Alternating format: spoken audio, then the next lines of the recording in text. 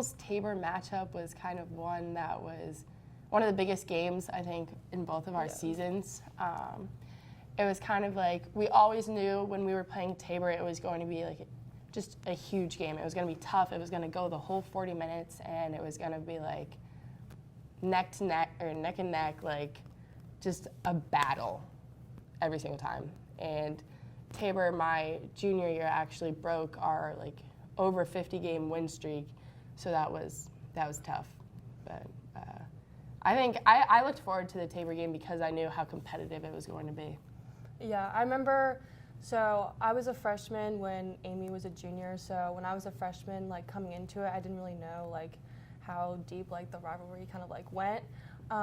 So we usually played them like 3 times a year. We played them once like in conference, once in like a Christmas tournament, and then we knew that we were just both really competitive, so we'd see them at the end of the year. So we basically played them 3 times, and all 3 times were a battle. Yeah. And I walk by, and there's Emma with her parents, and like coach calls us over and is like, "Oh, Amy, like come say hi to like this recruit, Emma." And I'm like, "Okay, like hi, I'm Amy."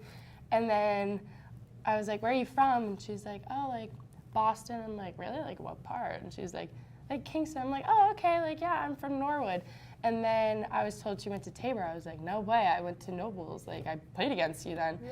And then her dad brought up this picture of us playing against each other in the championship game my senior year. And then I was like, "Oh my gosh, like that's you." And it like clicked.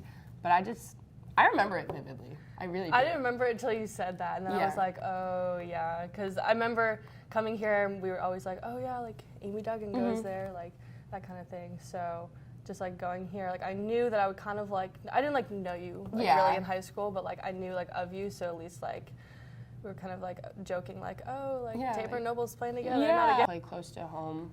It's just like, it's really nice because I can have so many of my family and friends come and see the games. I mean, one of my brothers, my youngest brother Joey, I don't even think has ever even been to Richmond, like in my 4 years of playing. So knowing that he can at least see games when we're close to home means the world to me. And just seeing people who I haven't seen in a long time coming to the games and not even realizing like how much they've been following along. I think that's really cool because it just shows like how much of a great support system I have and like family and friends back home. So it warms the heart quite a bit.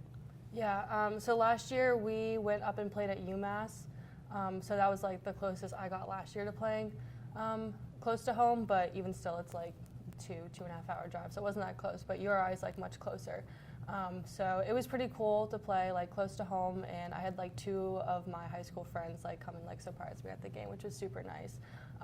They called my mom and told me that they were coming, but they said don't tell me. So they showed up, so that was awesome. So it just meant a lot, and it just shows that how much they care. And you finally have that opportunity like to see people back home, and then they're seeing you play college basketball. Like I know as a freshman, like I was like terrified because I had basically all of the fans, which like Rhode Island didn't really have anyone, and there were like 40 of my closest family and friends, and they all brought cutouts of my face my freshman year, and I wasn't even sure if I was going to get in the game, so that was terrifying.